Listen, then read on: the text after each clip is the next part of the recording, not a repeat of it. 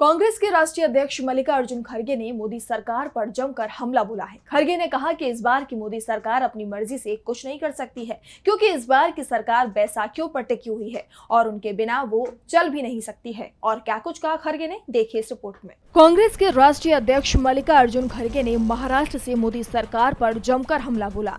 खड़गे ने कहा कि बीजेपी विष है और इसे निकाल कर फेंकने की जरूरत है। अगर आप बीजेपी को पकड़ कर देखने की कोशिश भी करेंगे तो उसका विष आपके शरीर में घुस जाएगा।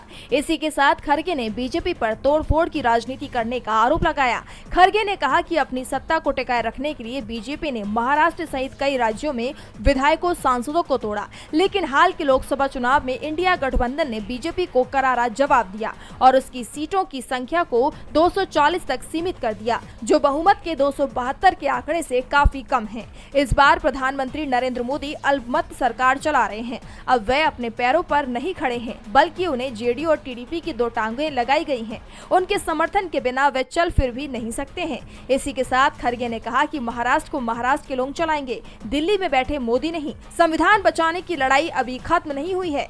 आपको हमें राज्यों में भी मजबूत करना होगा। राज्य में हमारे विधायक नहीं होंगे तो राज्यसभा में हमारे सांसद चुनकर नहीं आएंगे। विपक्ष को दोनों सदनों में मजबूती चाहिए। आपने महाराष्ट्र से बड़ी संख्या में सांसद देकर मोदी के संविधान बदलने के लिए मंसूबों को परास्त किया।